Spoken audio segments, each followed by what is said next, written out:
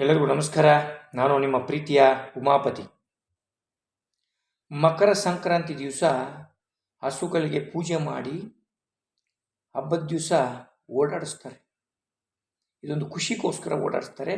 ಮತ್ತು ಹಸುಗಳಿಗೆ ಪೂಜೆ ಮಾಡೋದೇನಂತಂದರೆ, ಹಸು ಮತ್ತು ಎತ್ತುಗಳು ಭೂಮಿಯ ಉಳುಮೆ, ಅಂದರೆ ಭೂಮಿ ಉಳುಮೆ ಮಾಡಿ ಬೀಜ ಬಿತ್ತನೆ, ಸಾಗಾಣಿಕೆ ಮತ್ತು ಕೆಲಸಕ್ಕೆ ಸಹಾಯ ಮಾಡುತ್ತದೆ. ಆದ್ದರಿಂದ ಈ ಹಸುಗಳನ್ನ ದೇವರು ಅಂತ ಪ್ರಾರ್ಥಿಸ್ತೀವಿ. ಮತ್ತು ಈ ಹಸುಗಳಲ್ಲಿ ಸುಮಾರು 106 ದೇವತೆಗಳು ಕೂಡ ವಾಸಿಸುತ್ತವೆ ಅಂತ ಕೂಡ ದೊಡ್ಡವರು ಹೇಳ್ತಾರೆ. ಸೊ ಆದ್ದರಿಂದ ರೈತರ ಜೀವನಕ್ಕೆ ಹಸು ಅವಿಭಾಜ್ಯ ಅಂಗ ಅಂತ ಕೂಡ ಹೇಳಕ್ಕೆ ನಾವು ಇಷ್ಟಪಡ್ತೀವಿ. ಮತ್ತು ಈ ಪೂರ್ತಿ ಅಂದರೆ ವರ್ಷ ಪೂರ್ತಿ ದುಡಿದು ಹಸುವಿಗೆ ಕೃತಜ್ಞತೆ ಸಲ್ಲಿಸುವ ಈ ಪೂಜೆ ಅಂತ ಕೂಡ ನಾವು ಹೇಳಕ್ಕೆ ಇಷ್ಟಪಡ್ತೀವಿ. ಮತ್ತು ಇದರಿಂದ ಹಸು ಪವಿತ್ರವೆಂಬ ನಂಬಿಕೆಯನ್ನು ಹಸುವನ್ನು ಕಾಮಧೇನು ಎಂದು ಕರೆಯುತ್ತಾರೆ. ಮತ್ತು ಹಸುವಿನಲ್ಲಿ ಎಲ್ಲ ದೇವತೆಗಳು ವಾಸಿಸುತ್ತಾರೆ ಎಂಬ ನಮ್ಮ ನಂಬಿಕೆ.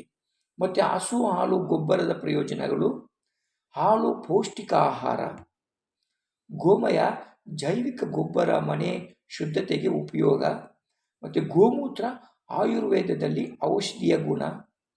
ಸಂಕ್ರಾಂತಿಗೆ ಕಟಾವು ಹಬ್ಬ ಅಂತ ಕೂಡ ಹೇಳಕ್ಕೆ ಇಷ್ಟಪಡ್ತೀವಿ. ಬೆಲೆ ಕಟಾವು ಮುಗಿದ ಬಳಿಕ ಹಸುವಿನ ಸಹಾಯವಿಲ್ಲದೆ ಕೃಷಿ ಸಾಧ್ಯ ಅಂತ ಕೂಡ ಹೇಳ್ತೀವಿ. ಆದ್ದರಿಂದ ಸಂಕ್ರಾಂತಿಯಲ್ಲಿ ಹಸು ಅಲಂಕರಿಸಿ ಪೂಜೆ ಮಾಡ್ತೀವಿ.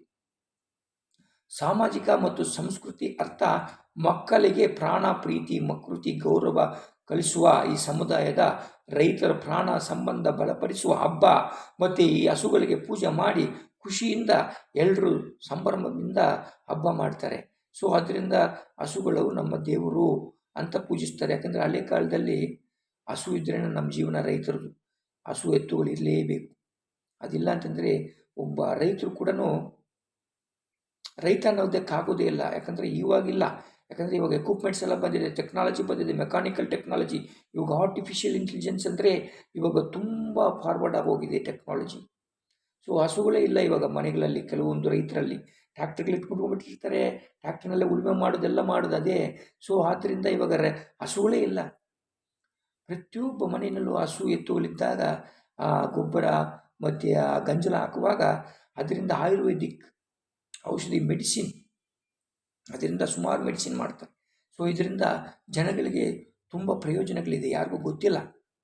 ಸೊ ಇವು ಅದಕ್ಕೆ ದೇವರು ಅಂತ ಪೂಜಿಸ್ತೀವಿ ನಾವು. ಸೊ ಎಲ್ಲರಿಗೂ ಒಳ್ಳೆಯದಾಗಲಿ. ಶುಭ ದಿನ.